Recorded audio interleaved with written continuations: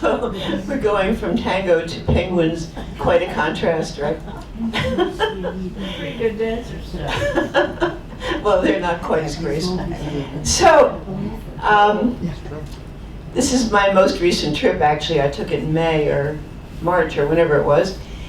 And it was a very popular South American cruise. Anybody took this from Buenos Aires to Santiago? Yeah. There's lots of them. This was Norwegian Sun, but there are a lot of them. And I'm not crazy about cruises, but I thought this one was pretty good. Because you see a lot that you wouldn't ordinarily see or probably even want to see. So, and I took my daughter and her family.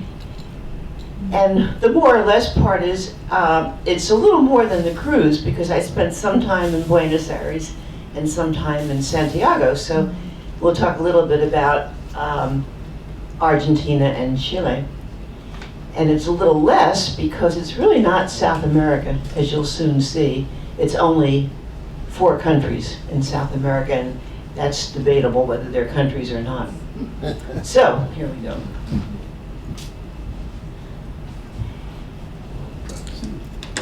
So, as you can see, South America is a lot more than Chile and Argentina. So this is the route, essentially. And all of this is the different departments in Argentina, or states or provinces, I'm not sure what they call them.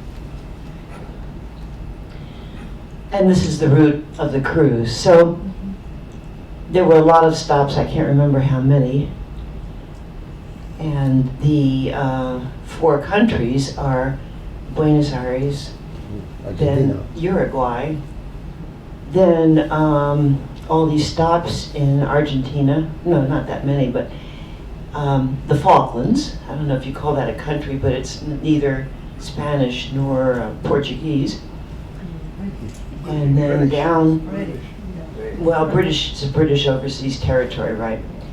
And then down to Ushuaia and around the Cape and up to Santiago, or Valparaiso, I guess, more accurately. So there are a lot of stops, and some of them are more interesting than others, but each one has its features. So South America is 12 sovereign states: Brazil, Colombia, Argentina, Venezuela, Peru, Bolivia, Chile, Ecuador, Guyana. So those are those places up in the northeast. Paraguay, Suriname, Uruguay, and Venezuela. So totally, the population of South America is almost 400 million people who live mostly in the coast, and mostly the languages are Spanish and Portuguese, but there are a lot of other native languages because there's still a pretty large native population there. And then, of course, French in French Guiana and English in the Falklands. But Argentina alone is very interesting. How many of you have been to Argentina? I guess a lot of you have been on this cruise. Yeah. So that's a fascinating place. I went there before, I think about, 10 or 12 years ago. My husband and I did a house exchange with a woman in Buenos Aires. And that was a lot of fun. It was a lot of fun going back and trying to remember what we saw before, which was wonderful, actually. So the terrain is very varied in Argentina. It encompasses the Andes, the glacial lakes, the Pampas, which is in the south, and in Patagonia. And of course, that's where all the beef cattle come from. I really don't like Argentinian food, I have to say, but too much beef and it was tough. So Argentina is famous for the tango, the steak, and football, and of course, Evita. The currency is worthless once you take it out of Argentina. I guess the economy there is not so good, and I don't have more information on that, but it's not a very stable country at this point. So the first stop where the ship begins is Buenos Aires, and centered on the Plaza de Mayo, with the mothers of the children, now grandchildren, that were disappeared, who come every Friday. and march around the Plaza de Mayo. So there's almost 3 million in the city and 14 million in the metropolitan area. So it's highly dense, very congested city. I stayed in Rigoletto, which is a very pretty area with a lot of parks, nice houses. And I'll just call it BA. So this is these dancers now look familiar to you. Buenos Aires was Argentina's main venue for liberal free trade and foreign ideas, while many of the provinces, especially to the northwest, advocated a more nationalistic approach and Catholic approach to political and social issues. So Buenos Aires really sticks out as a center for ideas, for art, for architecture, and of course for dance, which is now so popular. It's the national dance of Finland, the tango. My Danish husband said that's because they don't know how to talk to each other. The language is so complicated, so they do the tango. So this is my family that I took on the trip. And so you see two teenagers here, and they've never been on a cruise. In fact, none of the family's been on a cruise. And I thought, oh my God, the teenagers are going to be bored out of their minds. And also they're vegetarians. But actually it turned out to be very good for all of us. And I didn't spend that much time with them, and nor they with me. But they found lots of things to do and lots of things to eat. So of course we took the sightseeing bus around. This is an amazing sculpture here. It looks like real horses running. And I remembered empanadas from my last trip. They come in all kinds of varieties. The Opera House, I didn't go this time, but I'd gone before. In fact, last time our apartment was right near the Opera House. It's beautiful. When we lived there before, we had the apartment we had, the woman who took our apartment, lived on this side of the street near the Opera House. But there was a lot of activity going on this side of the street. So a couple of times a day we'd have to cross the street, which we called crossing the Red Sea, because there's, I don't know, 12 lanes of traffic here. And it was a major production. It would take about 10 minutes at least to cross the street. I don't know whose statue that is, but I thought it was nice. It's a pretty city. It's very European. I was very surprised, compared, for example, with Brazil, how somber people dress. This building, we assumed that was Evita. She's a very much beloved figure, even though she's long gone. And this is a Greek Orthodox church, very liberal country with lots of religions. There she is. I don't think that looks like her, but I think it must be her. Mm-hmm. La Boca is a very colorful area, and especially on Sunday, everybody's doing tango in the streets. We weren't there on Sunday this time, but it's great fun up there. I was helping Il Papa across the street, or he was helping me, I'm not sure which.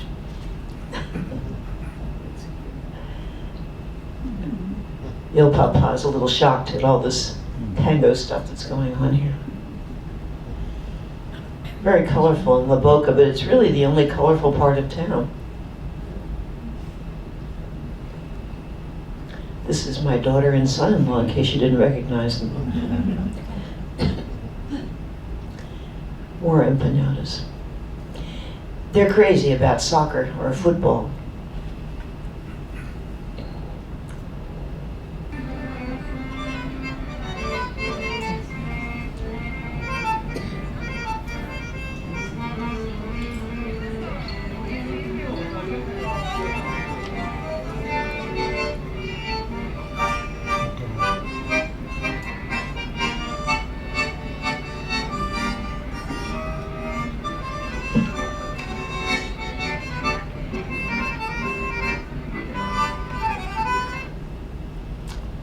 So that was a restaurant right near my house, Italian restaurant.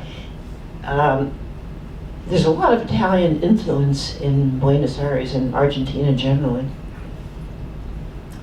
And these people did this on the sidewalk. As you can see, it's not the sexiest tango you've ever seen, but of course they do it 20 times a night. So.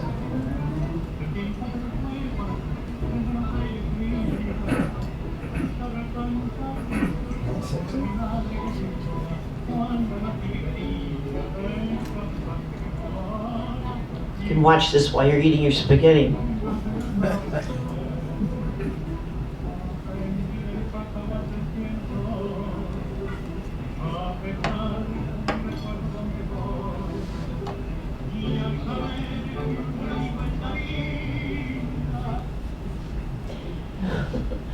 So, right across from my hotel was this wonderful Recoleta cemetery.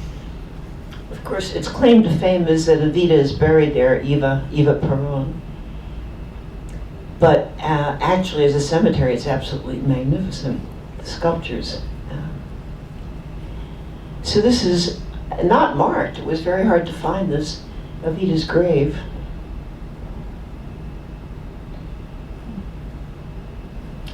And that's, of course, real pictures of her. She was pretty young when she died, but young and older.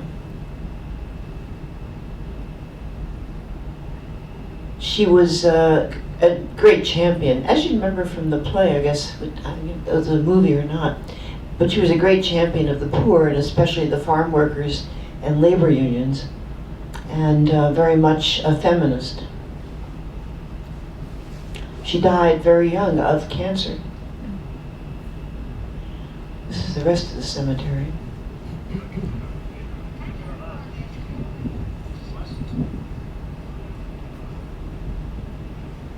Is there a subway system? In Buenos Aires?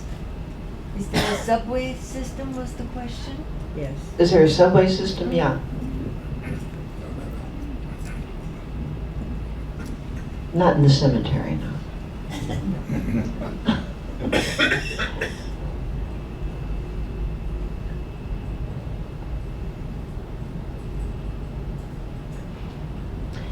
This beautiful church is right on the cemetery grounds. And then on Saturday there was a street fair right in front of the church, all around the cemetery. Beautiful things. My little hotel was full of people taking different cruises, same cruise, different ships. So I went with one of the women I met there to the street fair. And we met this woman who had made her shawl out of llama wool. Okay, so now we are taking the ship, which is, this part is really horrible when you have to wait in line to get on board. But we got there. So this is a Norwegian Sun. I had never taken a Norwegian cruise before. I liked it a lot. They call it freestyle, and it was very loose, which is really fun. It's really a medium-sized ship with about 2,000 passengers, and almost the same number of crew, half the number of crew. And then you get this newspaper every day, which tells you about what's happening and all the activities and what you're going to see next. So that's about what we're going to see the next day, which is Montevideo, Uruguay, which is a very short distance from Buenos Aires. So there's only 3.3 million people in the whole country of Uruguay. And most of them live, well, about half of them live in Montevideo. But these are all very interesting facts. I don't want to burden you with all this, but it was one of the reasons that enticed me about this cruise, because it stopped in Uruguay, which I've never been to, and I thought it would be fun to live there sometime for a month or something. And I think it would be. It's a democratic constitutional republic. It's ranked first in Latin America in democracy, peace, lack of corruption, press freedom, size of the middle class, and prosperity. Pretty good. On a per capita basis, Uruguay contributes more troops to the United Nations peacekeeping missions than any other country. It ranks second in the region on economic freedom, income equality, per capita income. Uruguay is the third best country on the continent in terms of HDI, which is human potential, GDP growth, innovation, and infrastructure. It is regarded as a high-income country in the top group by the UN. Uruguay is also the third best ranked in the world in e-participation, so it's very wired. Uruguay is an important global exporter of coned wool, rice, soybeans, frozen beef, malt, and milk. So it's a very prosperous little place. I think it's mostly white. There's a very big native population. So this big sign is a place that people go to have their pictures taken on the beach. And this is the Rambla, which is this very long avenue that goes all along the coastline. This is the route. I can't remember how many miles it is. By the way, if you get driving directions from Google, they're now talking in kilometers. So we should ditch this whole thing about miles. But I don't know how many kilometers it is either. So, but it's a beautiful long walkway around the beach. There it is. And this is a monument on the stadium to world football. If you can see the football player there, the soccer player.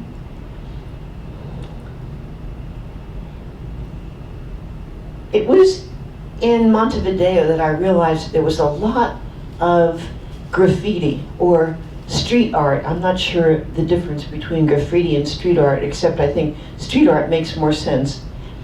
So this is street art, obviously, the watermelons. Beautiful, stately, European-like buildings. A beautiful theater. And by the way, it's Sunday, so everything was closed, except the street vendors. So these are some Brazilian rain sticks, I think, among other things. And I bought one of these woodcuts. I bought this one. This is an interesting video. Anti-toto means against everything, right?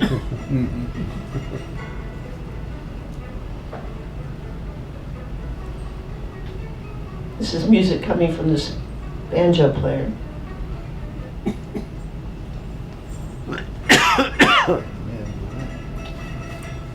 Supposed to be showing you the whole thing.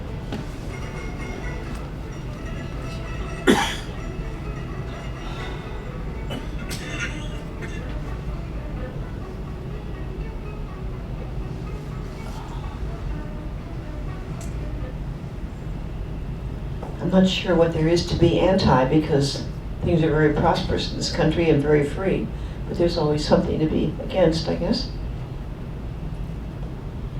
We ate in the park there. That's my daughter. And there begins to be street art or something, art on everything. And again, I don't know whether these are deliberate, but it was sort of cute.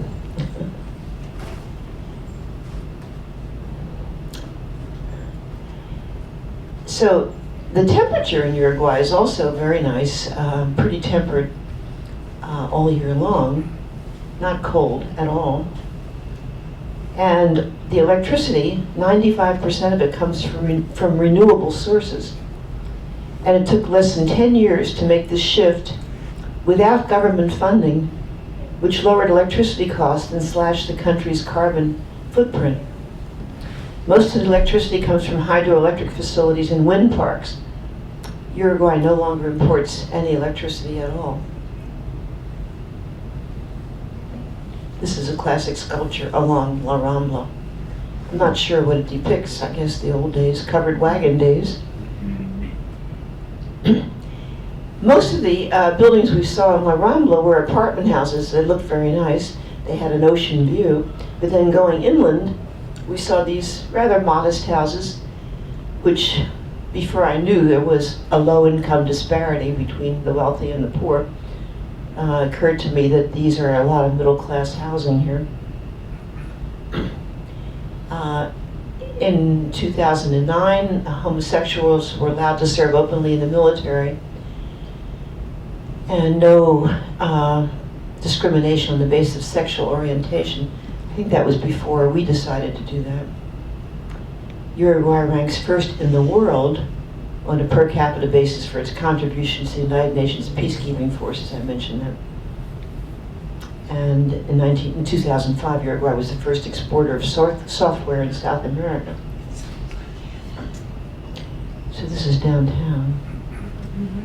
I showed you that already.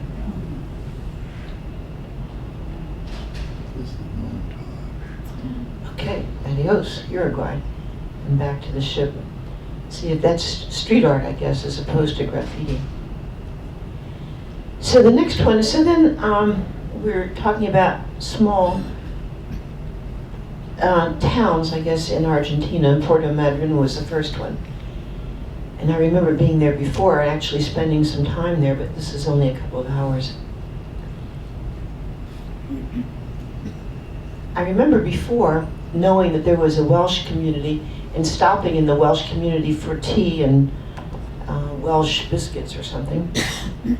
But this time we took a bus from Puerto Madryn to Valdez here, not the Alaska Valdez, because this is a penguin colony. And that sounded interesting.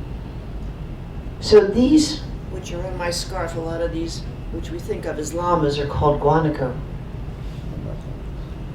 There's a lot of them on the way. So anyway, we went from Puerto Madryn to the Valdez place here. And they have these guys. My daughter and her family have 2 emus in their backyard, which are very close to these things, which are not emus and not ostriches. I can't think what they are called. These guys. More guanacos. And this is where the penguins are. So I don't know about you, but I was very surprised to find out that they burrow in holes, and that's where they lay their eggs. And also that the terrain there is very dry and full of these sharp bushes and stones, and that's where they live. I was surprised. They're not that far from the ocean, but these penguins don't live on the ocean. This is not very hospitable terrain.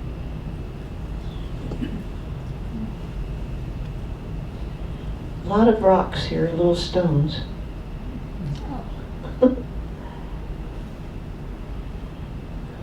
They're looking for shade. This guy is on a bridge, so you can see his shadow. There's the bridge.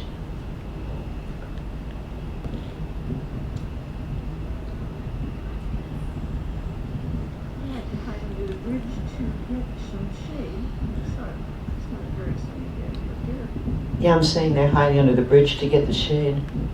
And you can see where we were allowed to walk on the bridges.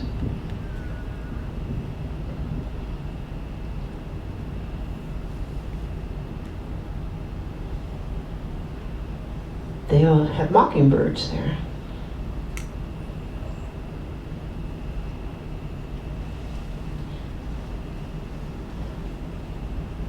This is the land. You can see that they're a couple of 100 yards, I guess, from the ocean. But they have their burrows in this brush, in this dry land with a lot of stones.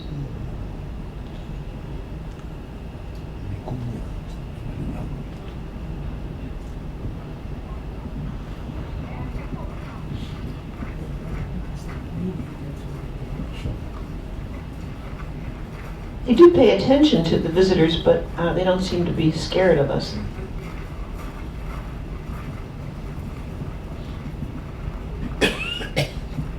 Of course, they're flightless winged birds. There's a burrow right behind him.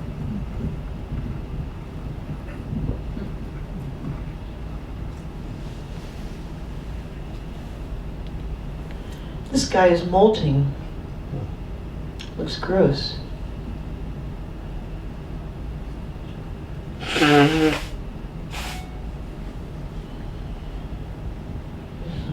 walker. And see how dry and rough this land is.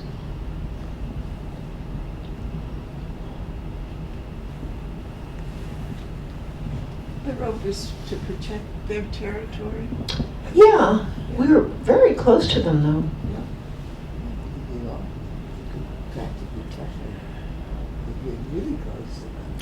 So they're called Magellanic penguins, and they have a braying call. Apparently, I didn't hear that.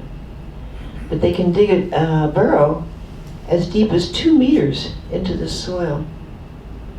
So they hang out on the coast of South America, and then they lay 2 eggs, very much like you saw in the March of the Penguins.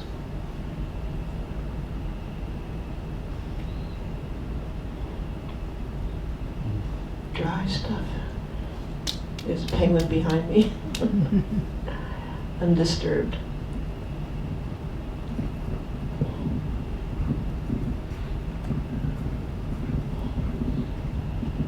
As you know from the ships have a number of land expeditions, and you can choose where you want to go. This one was pretty good.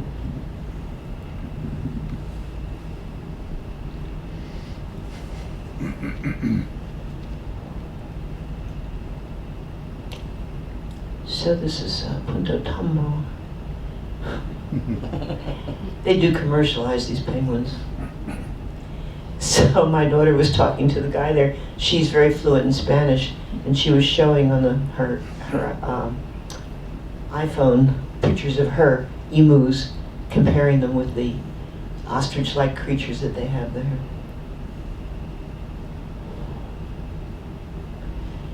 I don't know if this is pampas grass or not. I thought it was. This is what you see on the way. And they have their wind power.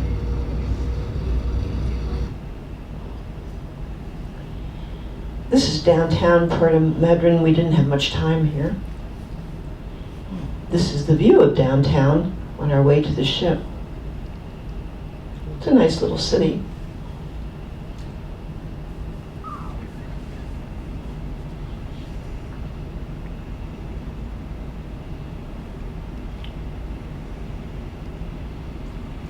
Some people chose just to spend their time in the town, which is interesting enough, and has that Welsh influence. So our next stop was the Falkland Islands, which was another thing that intrigued me about this cruise, because you always wonder about what the big battle was. What is the Falkland Islands, and what is it now, and why would Margaret Thatcher send all this English Navy out there to defend the British ownership of the Falklands, and why does Argentina want it so much? And I don't know the answer. Well, it's a very political answer, I think, because in both countries their regimes were failing, and this was a big diversion so that people wouldn't pay any attention to how bad things were in their countries. That was one reason. But this has been smoldering for a long time about who owns the Falklands and what the British are doing there. And of course the Argentinians call it the Maldives. But it's very remote, South Atlantic archipelago. It's now it has been a British overseas territory, very rugged terrain, cliff-line coast. It's 778 islands, so it's not just one place. And there are a lot of sheep farms. And the capital sits on East Falkland, the largest islands. So in April of 1982, Argentina invaded the Falklands and other British territories in the South Atlantic, briefly occupying them until a United Kingdom expeditionary force retook the territories in June. After the war, the United Kingdom expanded its military presence, building RAF Mount Pleasant and increasing the size of its garrison. The war also left some 117 minefields, containing nearly 20,000 mines of various types, including anti-vehicle and anti-personnel mines. Due to the large number of deminer casualties, initial attempts to clear the mines stopped in 1983 but started again in 2009. So I don't know how many live mines there are in the island still, but it does still pose a danger. So there's 2,932 people who live on the Falklands, primarily native-born Falkland Islanders of British descent. But there's also other ethnicities there, and primarily because there are a lot of tourists there, and the tourists speak different languages, and of course the British only speak English, so they had to have people coming in from different countries to take care of the tourists. This is a cemetery that's still part of the war people who died there. There's a big church here, the Christ Church Cathedral, Anglican. Most Falklanders identify themselves as Christian. So they have internal self-governance, but the UK takes responsibility for the defense and foreign affairs. And this tells you the history of this conflict between Argentina and Great Britain, or not so great anymore, I guess. York Bay is where the penguins hang out. This guy was giving us a tour.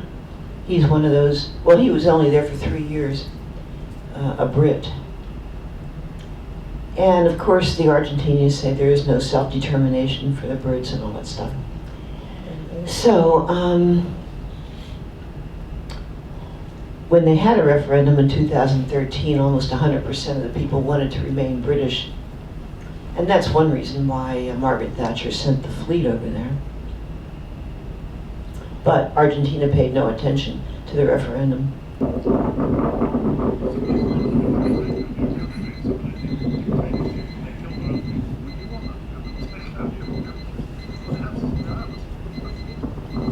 Can't hear what he's saying because it's so windy, but there's some sheep for you. But he was a very good explainer about the island and about what people do there. It's quite British and quite sheepy. And that's their motto, desire the right, whatever that means. So interesting, they have no political parties there. Politicians run as independents. There's their same kind of penguins on the beach. And a closer up view of the cemetery. Some Argentinian people are buried there too. Very British. This block of houses is very British. This is the interior of that Christ Church and a play that they're putting on. So that's the currency. There's the Queen. So the next stop was Ushuaia, at the very end of the world, as they call it. It would be the stop on the way to Antarctica. And it's the capital of Tierra del Fuego. And it's commonly regarded as the southernmost city in the world. There's another smaller city, but this is considered the southernmost city. And Tierra del Fuego is the name of the province there. And of course there's a Tierra del Fuego Park. And the Beagle Channel, which we'll look at later, originates there. There's a lot of very nice hiking trails. I'll tell you, by that time, it was cold. But they have made a big tourist destination out of Ushuaia. The landscape is abrupt as a result of glaciation in bygone eras. The Andes here are a series of mountain chains divided by deep valleys with lakes, rivers, peat bogs, and forests. Climate is cool, temperate, damp, with no marked wet season. So I found it cold myself, but cool. There was a railroad there. It used to be a penal colony, and so to take the prisoners back and forth, they had a railroad, and they fancied up this railroad, so it's a very big tourist attraction. Our tour guide said it was a waste of money, don't take it, but we stopped in to see the station, and we saw people getting on board. It goes about 12 miles. It's a cute little train. This is the route of the train, which doesn't tell you very much, except it's interesting. And there's the train, of course. And this last station is called the End of the World. Of course, Tierra del Fuego means land of the fire. And the story is when Darwin came, there were Indians, they're native Indians there, and they didn't wear any clothes, but they kept themselves warm by lighting fires, even in their canoes. So the few pictures that are remaining do show them without any clothes, and it's cold. Darwin first thought they were very primitive, and later when he realized that they were able to survive all this, he was very impressed with how sophisticated they were. They lasted, those Indians lasted for 12,000 years. There were a number of different tribes of Indians, and these were among them. And then they were wiped out by foreign diseases and foreign intervention. There was no war against the Indians, but they hardly exist there anymore at all. This is the train station. And then the national park is something you need a ticket for. So, as I said, so the province has been inhabited by indigenous people for more than 12,000 years, since they migrated from the mainland. And it was first discovered by Magellan in 1520, although the Indians were in control of it until the 1870s. Somebody's phone going off? Alarm clock. So these are the original inhabitants again. So this is a very beautiful view because you see the snow-covered Andes and the beautiful lake. It is very nice there. And then in town, there's a big casino. There's also a big soccer stadium and some pretty houses and some ordinary houses. And then you can see that people are protecting their heads. The rest of them is not very jacketed up, but they're cold. And this end of the world thing has become a very commercial enterprise. So in the downtown area, there's a lot of end of the world souvenirs. Interestingly, in 2009, the first same-sex couple to married in Ushuaia.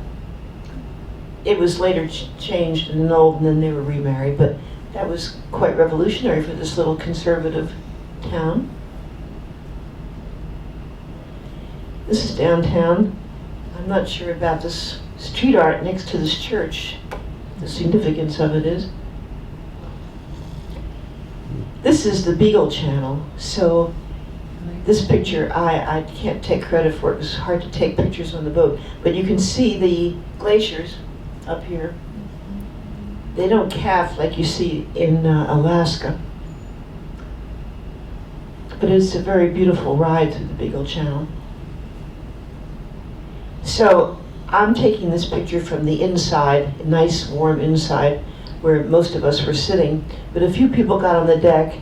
That guy with his camera is my son-in-law. He's a very good photographer, but you can see how windy it is out there and cold. He got some good pictures, so there it is. There must be wonderful. It was much easier to sit inside and have a drink. Mm-hmm.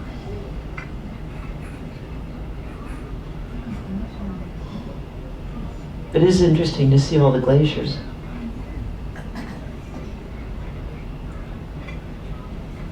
It's not snow, it's just rain on the window.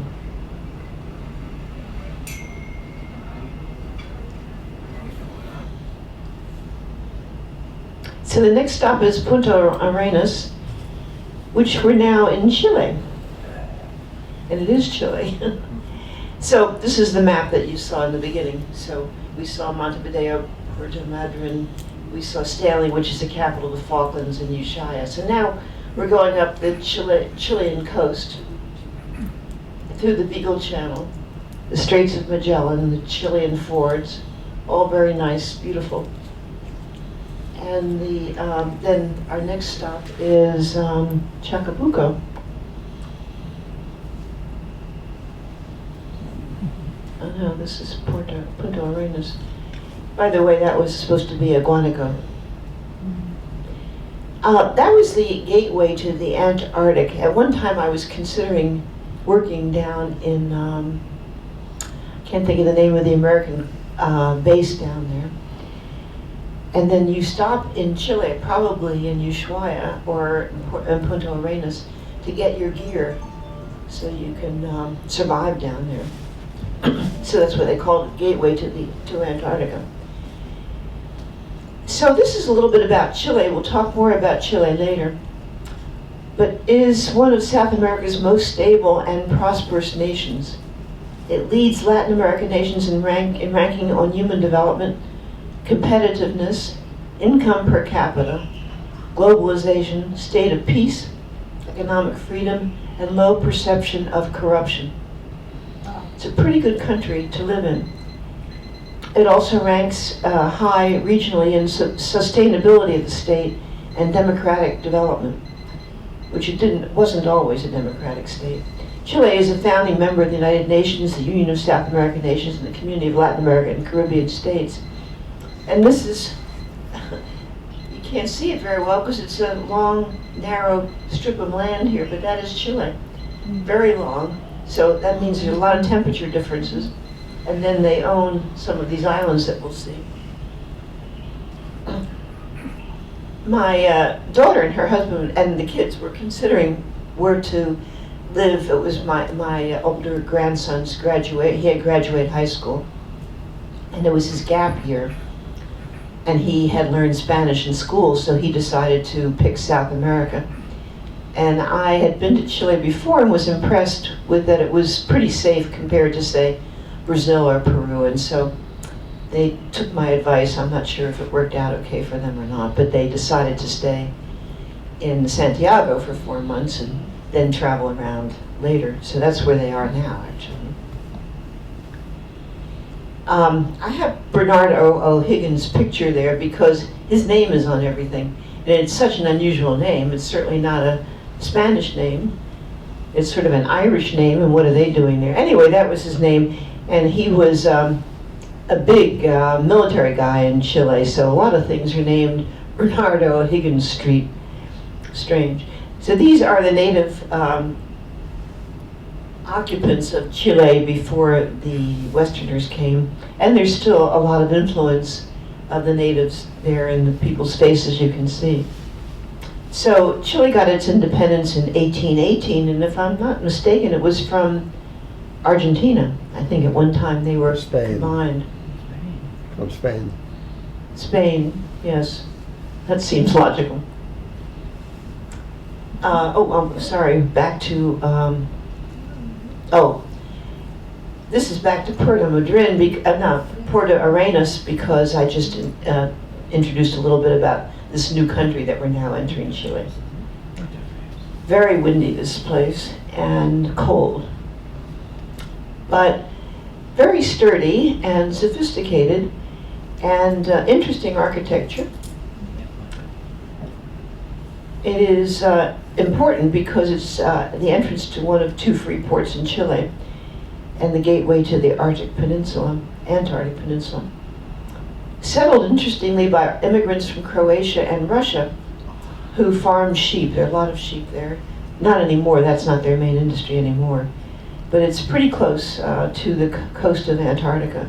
It has 128,000 people living there, and it's north of the Straits of Magellan, which was very politically important to Chile.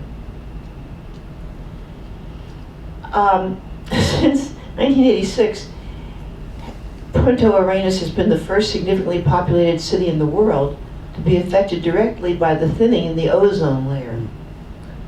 Its residents are considered to be exposed to potentially damaging levels of ultraviolet radiation.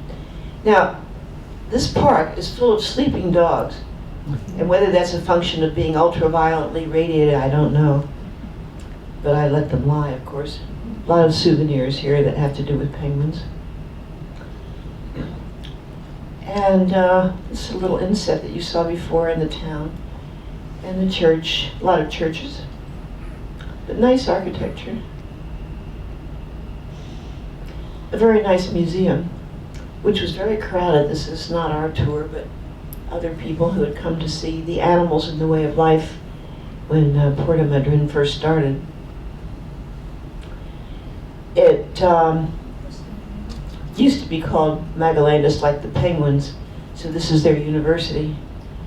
And we were recommended to some very nice restaurants where we ate, during the course of which I found some people from the ship that one of them had graduated from the same place I did, so we had a lot of fun together.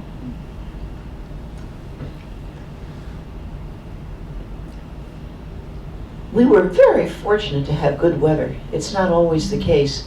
And sometimes the ships couldn't land anywhere near the Falklands, for example. We had to board a tender, and the weather was so bad that you couldn't get on the tender. But we were not, we had very calm weather.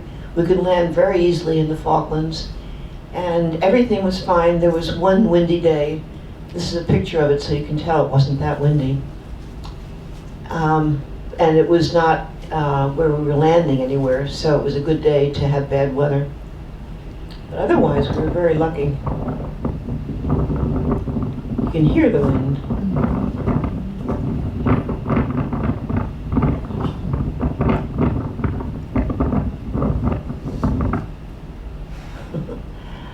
Cold out there.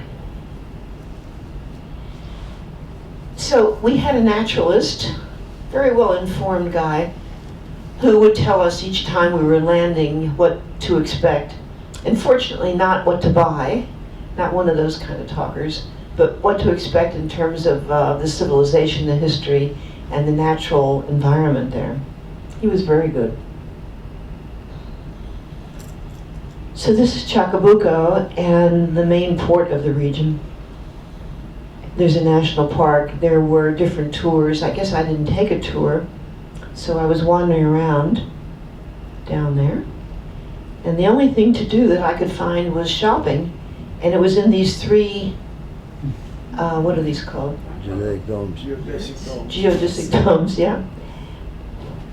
But there was a lot of activity going on there and some very interesting crafts. I bought these earrings there, that's why I'm wearing. Do you see any street people there? Street people? No, I've certainly not in Chacabuco because I didn't go really into the city. I didn't see any street people anywhere. Not that there weren't any, but it was pretty cold to be a street person. If you're going to be a street person, you better go north to warm up. This is a map that I don't totally understand myself, but so this long skinny thing is Chile. And I had my protected seals sweater on from the seals in La Jolla. There are plenty of seals down there. So here's a little break to show you a little bit about life on the boat, on the ship. I took this picture from another deck, and here were two guys mixing up the paella for lunch, and the usual swimming pool, of course. Here they are. The food was very good and very varied and very flexible. You could eat, there were about 6 restaurants and very nice buffet, a lot of stuff on it. Very flexible hours in the dining rooms. I got some very inexpensive ticket, like $14 to eat in all 6 restaurants. And this was one of the fancy restaurants where I got a very good lobster. Interesting feature, I think it may be feature of the Norwegian lines, but they have a solo travelers group. Now, I had never traveled as a solo traveler. It doesn't mean single, because a lot of these people are married. It just means people who are traveling alone, and some of them weren't. These 2 guys in the picture were traveling, a group of 3 guys. But they had an inside cabin, and they got it at the last minute. They spent practically nothing for this trip. But they decided they were solo travelers, and so they joined our group. The woman on this woman is a stewardess for Delta Airlines, and the other woman back there is from Argentina. And this guy is a gay man he's got a house in Greenwich Village and also another one in Buenos Aires. It was an interesting collection. The 3rd guy that they were together is a sort of a nice looking married guy, and he sometimes hung out with us and sometimes didn't. And this guy, George, couldn't stand him. The other guy was sort of a braggart. So at the very end, the very last day, there was a drawing for a free trip on a Norwegian line. And George gave the guy he really couldn't stand his ticket. He says, "I never win anything. Here, take my ticket." and the guy that he couldn't stand won the free trip. So there was a little drama even in our solo travelers group. So sometimes we all could always eat together at night. But sometimes I ate with my kids and sometimes I ate with them. So it was fun. And we would meet every night in the lounge before dinner. And then sometimes people would join us and sometimes they wouldn't. There was an Israeli young man who had just served in the Israeli army, and he was traveling with his mother. They were an interesting couple. This was our patron saint. She was the staff person on board that would bring us together, show us where we could eat, and she would be there every night to make sure we were okay if we needed anything. She was absolutely adorable and lovely and wonderful. And she had so many roles on the ship that she would show up everywhere in the shows and everywhere. She was terrific. Those are not her real wings, but she could have been. So that's one of the 6 restaurants. If you've cruised before, you know about these towel animals that appear in your room. I really got scared when I walked in and I thought, oh my God, the monkeys hung himself.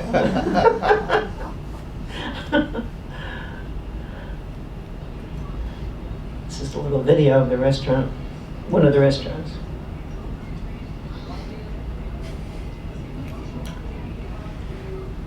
You know, it's not a big feature that I am attracted to with these fancy restaurants, but still, that lobster was pretty good. One thing about the way my kids ate, which was all vegetarian, they didn't eat in these fancy restaurants, which was okay. One time, I discovered in the corner of the ship, of the buffet, where everybody else was eating, this special Indian lunch with Indian music. And both my daughter and her family are big on India. You saw the trip I think I took with my daughter to India. And we like Indian food, and so what a treat that was to have all this Indian food and Indian music.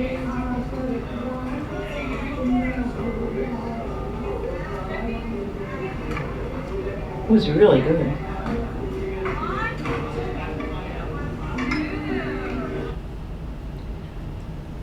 Even a picture of Gandhi was there.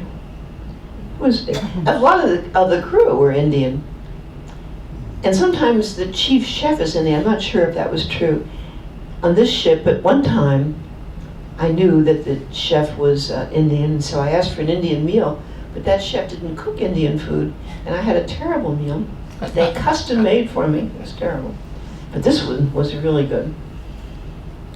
My cabin. I like this arrangement because the bed is not under the window, so you can really see outside. I think I had a balcony, I can't remember. So after Ushuaia, you go through the Beagle Channel, and so called because the ship, well, I think I have this later. Anyway, it's the Beagle Channel, the Straits of Magellan, and the Drake Passage are 3 navigable passages around South America between the Pacific and Atlantic Oceans. However, most commercial shipping uses the open ocean Drake Passage. That can be very rough. Mm-hmm. And again, that was not rough in our case. And I'm not sure I have the dimensions of the Beagle Channel, but it was very, very nice to go through it.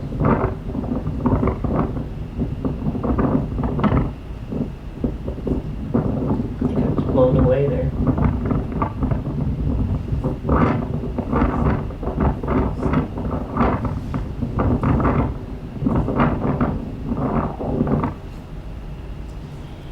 So the channel was named after the ship HMS Beagle during its first hydrographic survey of the coast of the southern part of South America from 1826 to 1830. This is a picture down here of the HMS Beagle, the painting, and the natives, which are very friendly natives, welcoming them.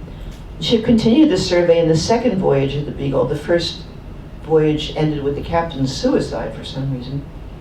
So Darwin came along on the second voyage as a self-funding supernumerary passenger, in other words, giving him opportunities as an amateur naturalist.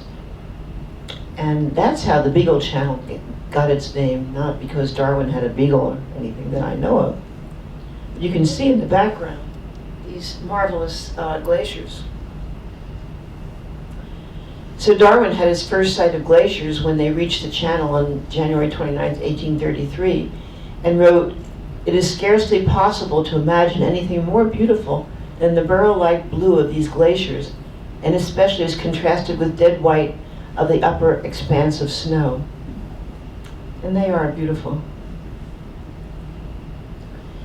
So Portemont was the next stop, and actually led us, because we had this lecture the day before, it was helpful to know what to expect there, because Portemont is a city of not very much interest.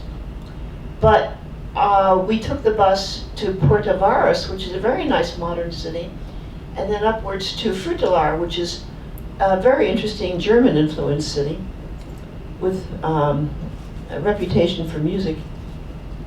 So in the city itself, I found my friends again, and we found this little soup place. This is Supa de Loco. I'm not sure why it's Supa de Loco. It didn't make us crazy or anything, but it was nice and warm and delicious. And then we passed, to get to our little restaurant, past all these souvenir shops with most beautiful woolen goods and pottery and everything else. That's the Supa de Loco, very delicious. A statue right on the waterfront in Portemont. Surprising. You can see how big it is. Little people down here. And a little decoration on the apartments. So this is Porto Varas. It's a very modern tourist city.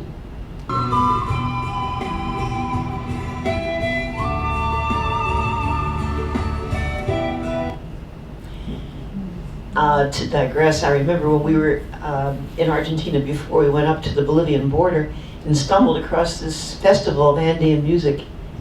And it all sounded like that, you know, such beautiful music with these beautiful pipes. Of course, a lot of this was borrowed by Paul Simon and made famous, actually. But it's lovely to hear. Here's a little bit more.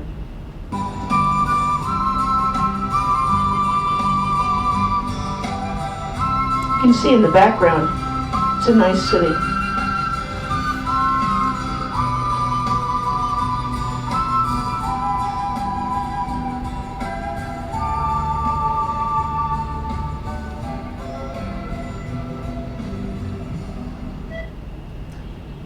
I stumbled across my son-in-law while I was there. He had taken the regular People's Bus from Portemont here and was looking for an ice cream place, which he found. So this is one of the hotels there. You can see it's very nice. And you can get to all these places from there, but it's not easy. There's a snow-covered mountain that you can see from almost anywhere there. And beautiful flowers that were growing. So then we went up to Frutelar, which somehow I thought had something to do with fruit. It doesn't have anything to do with fruit. But there were two churches there, and they rivaled each other for patrons by having classical music concerts. And the city became famous for classical music. So they would have very well-known performers come, and then they have a summer music festival there, which you would never expect. It's a nice little city. It's very small, but they have German pastries there. It's very German oriented. Pastries are good. So that essentially was the last stop on the cruise. Not essentially, but the last stop was Valparaiso in Santiago. So this is Valparaiso, and I'm sure those of you who've been on the cruise have been there. I spent more time there the last time I was in that area than I did this time. But it's very colorful. As Lonely Planet said, it's a syncopated, dilapidated, colorful, and poetic. Valparaiso is a wonderful mess. If the money can't be exchanged. Oh, Chilean money is very exchangeable. It was Argentinian money that loses this. With Argentinian money, how do they travel? How do they connect to other places? Well, it's like many countries that their currency has become worthless, is that they have to get hard currency from some other source, relatives or whatever. It's not easy. It's too bad, because I think Argentina will come back. It's should be a prosperous country, but right now it's not. You know, Mark lived there 7 years. Yeah, we'll talk about it later, Ann, because I want to get through Yeah, Santiago and Valparaiso. I was just gonna talk about the money. Yeah. Money. So Valparaiso was declared a World Heritage Site in 2003 because of its improvised urban design and unique architecture, for sure. It has transformed itself into a major educational center with 4 large traditional universities and several large vocational colleges. It exemplifies Chilean culture with festivals every year and a number of street artists and musicians. I could easily go back to Valparaiso and live, except for the steps. I'd have to get in better shape because it's very high. This is the funicular. It takes you up, and then you'll see some of the steps. And then this, we are not hippies, we are happies. So 285,000 people live in Valparaiso. These are the steps. You can see there's an amazing amount of creativity just on the steps alone there. Amazing, isn't it? So, Chile is a long, narrow country stretching along South America's western edge.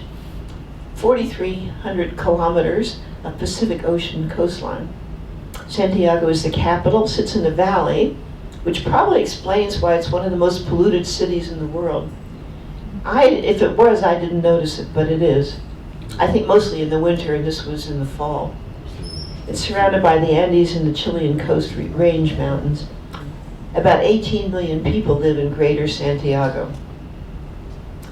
The president, I'm very proud to say this, is a woman, an atheist, divorced, a socialist, and is serving her second 5-year non-consecutive terms. You can't succeed yourself, but you can run again.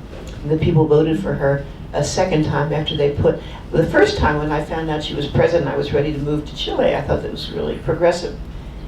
And then after her 5-year term, she was succeeded by a conservative businessman. I was very disappointed, but then the people re-elected her, so she's currently the president. So this is a little bit of Valparaiso.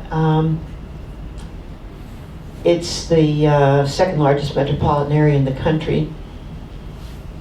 And it's about 70 miles northwest of Santiago, so it was a bit of a trek to go there from Santiago this time. And it's an important seaport, very busy seaport. So so the National Congress of Chile does not meet in Santiago, it meets in Valparaiso for some strange reason. And you can see it's right in the middle of the country. It's a very well visited, interesting place. So this is Santiago, which is a very nice, clean, progressive, modern city, except for where I stayed, which is much more interesting. And my daughter and her family managed to get a very nice Airbnb apartment. And then they managed to rent an apartment more permanently for the 4 months they were there. And I'll show you the kind of neighborhood they live in. It was very nice. Boring to me, but very nice.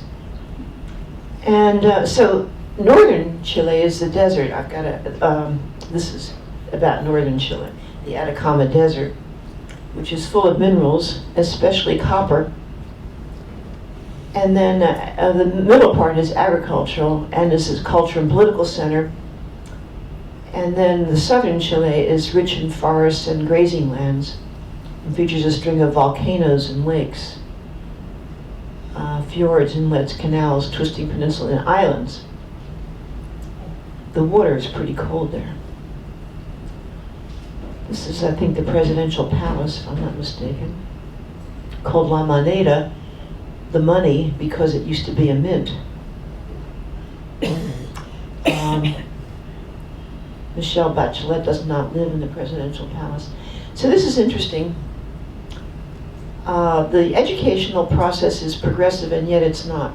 English is mandatory for students in 5th grade and above in public schools. Most private schools in Chile start teaching English from kindergarten. Common English words have been absorbed and appropriated into everyday Spanish speech.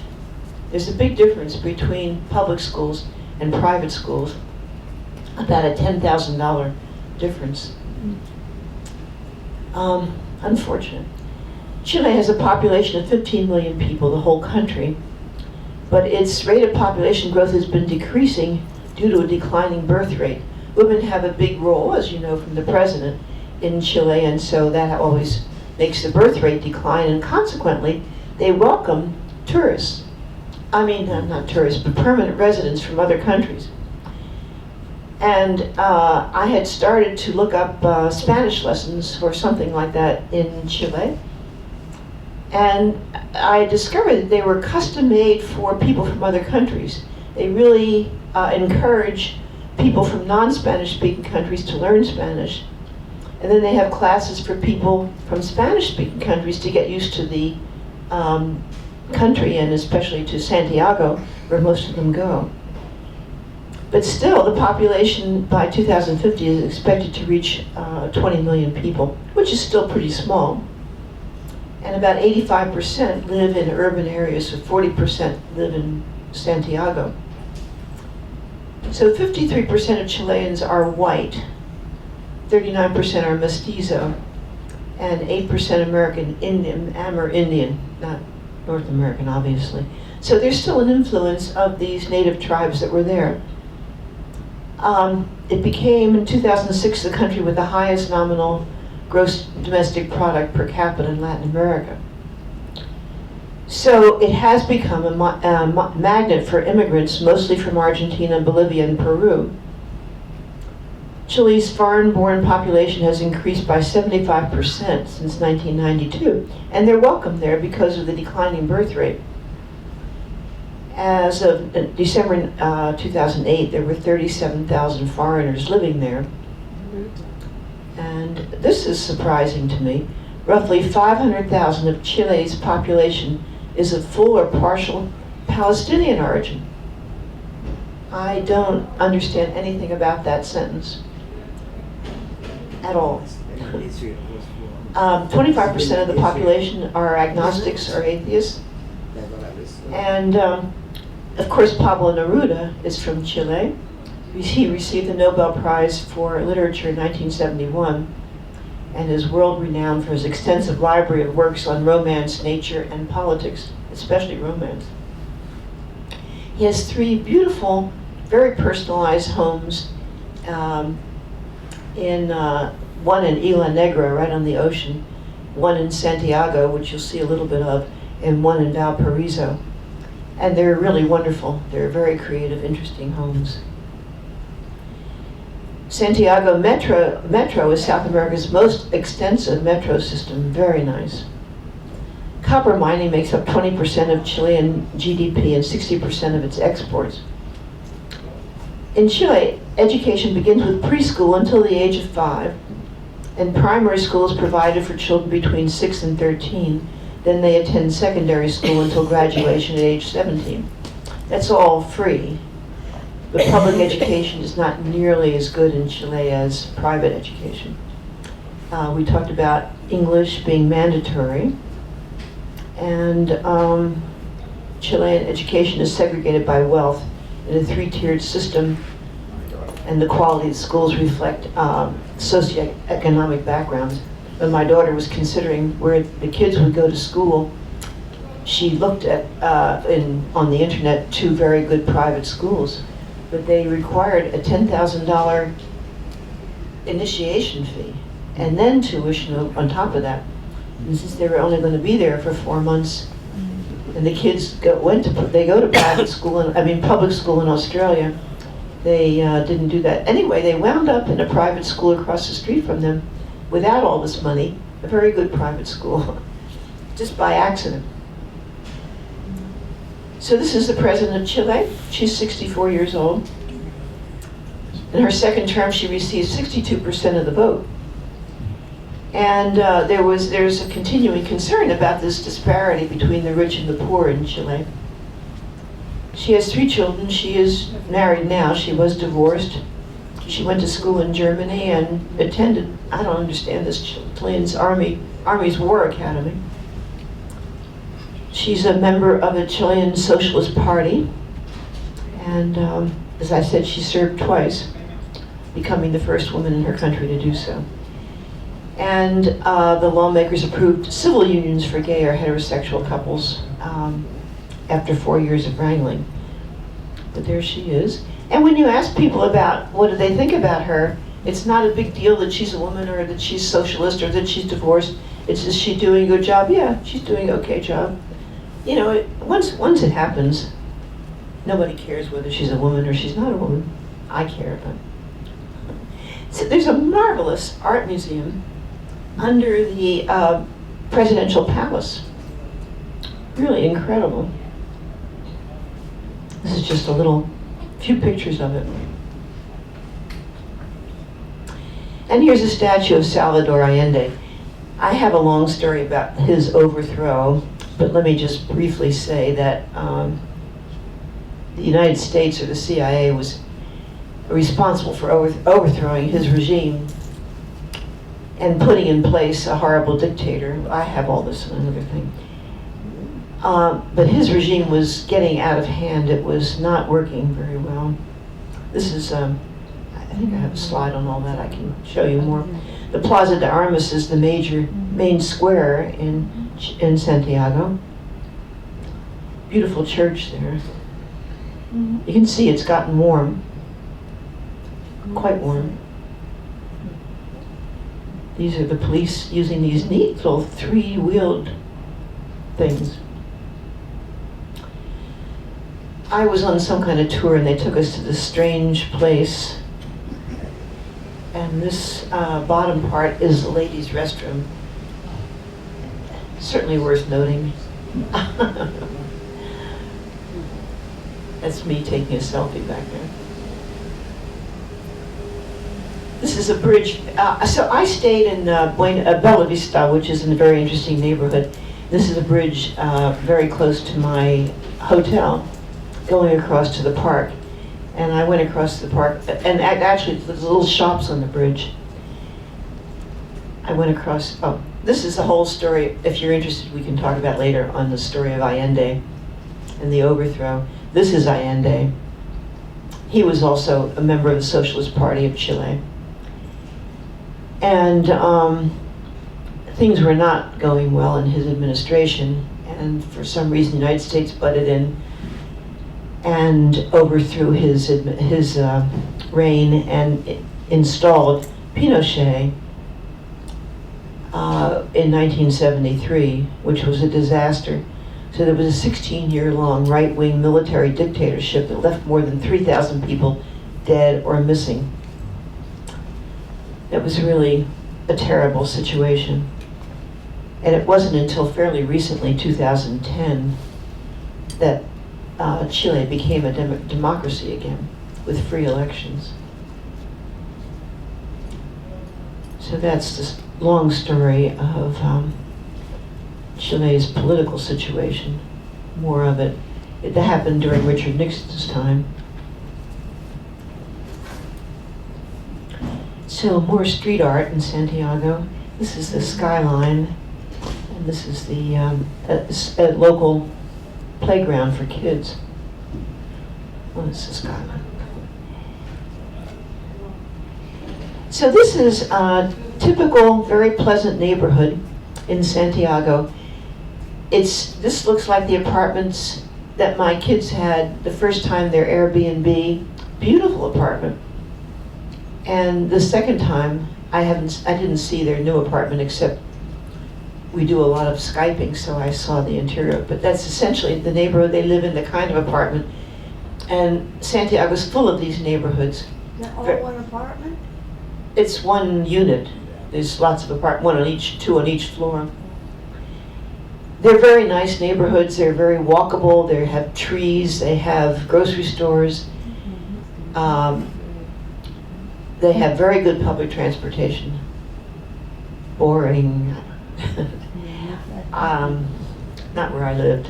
I lived in a B&B, here we go, that I found online. This is the artist who owns the B&B. This is his art in the background. You can see it. Very interesting guy. And it was very loosely run. He was not there half the time, and there was nobody there, and I didn't know anything, and I had a lot of questions. So I told him I had to move out because I needed more attention. So he helped me find a hotel nearby, and we kept in touch. Very interesting man. And then Sunday I went over to the park, and this is his backyard. There was one other couple living there at the time, but then they moved out, so I was essentially there by myself. But it was an interesting place. So this is what's going on in the park on Sunday. There was a wedding going on, and the waterfalls were turned, fountains were turned on. And the police were very nice. They were so nice all over Santiago, so helpful. Spoke a little English, very benevolent. I guess they carried a weapon there, but they were the nicest police I've ever met. And I needed them quite a bit. Got lost a lot. There was a farmer's market going on, which was a delight. And this woman is squeezing fresh juice, orange, I guess. So I had some juice, and then she was making empanadas. So I had juice and empanada for lunch. It was absolutely delicious. So my artist friend walked me over to a nearby hotel, a nice little hotel. And they had somebody at the desk all the time so I could ask all these questions. And they had a nice little balcony out there. So that was very nice. But this is the neighborhood that I stayed in, Bella Vista. And I had remembered it from the last time we were there as being interesting, and it is very interesting, especially the street art and the housing.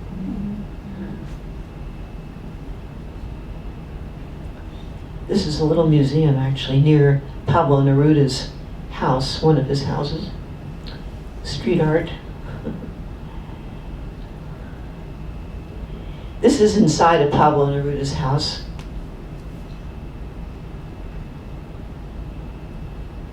This is to switch entirely, this is a downtown art museum. This is downtown. Oh, we're back to Pablo Neruda's house, sorry. It's artistic and very nice. The one in Valparaiso is more interesting. Right near his house is a funicular which takes you up the hill to give you a great view of Santiago. One of these painted houses. There's a view here somewhere.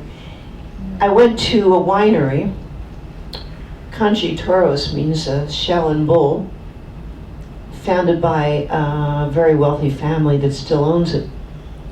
You can see how the grapes are growing here. And here's my free glass of wine. They had us sample 4 vintages and walk around. And this was a little village near the winery. This was the ladies' room and men's room, somewhere else actually. Oh, this is the view at the top of the funicular. I think you can see a little bit of pollution there. Some downtown scenes. So in Bella Vista, there are wonderful restaurants and nightclubs and singing and carrying on, sort of located on one street. And I went there several times for lunch, dinner, fun. This is some of the restaurants there.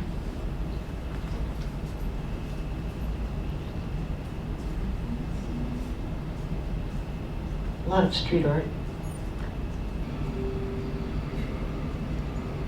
This is a modern shopping center they built there in Bella Vista.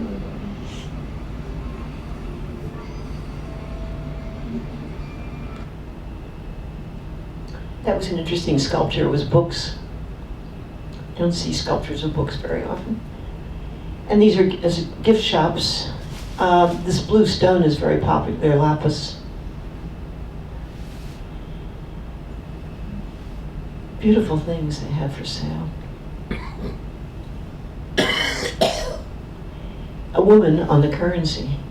I don't know who she was, but just step forward. This is the bed and breakfast place.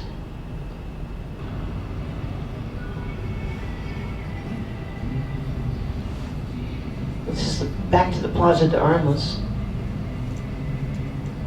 On a Sunday. No, not on a Sunday.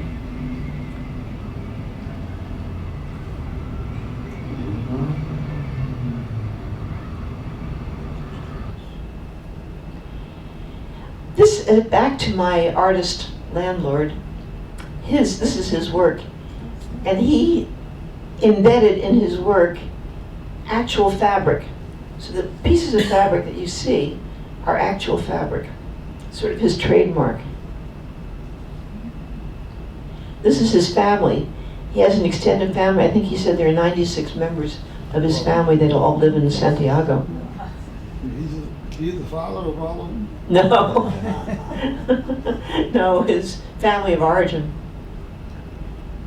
He doesn't have any kids. So these are some houses in Bella Vista. And this is back to the vineyard again. So now the winery is a public company. In New York and in the Santiago Stock. And all this here is the garden. So we have not at all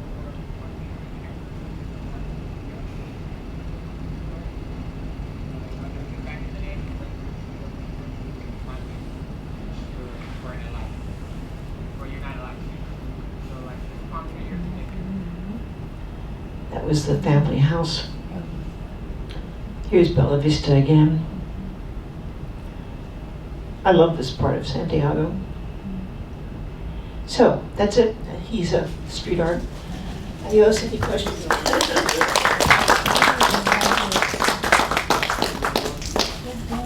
Okay. Thank you. Happy to talk about it. Yeah.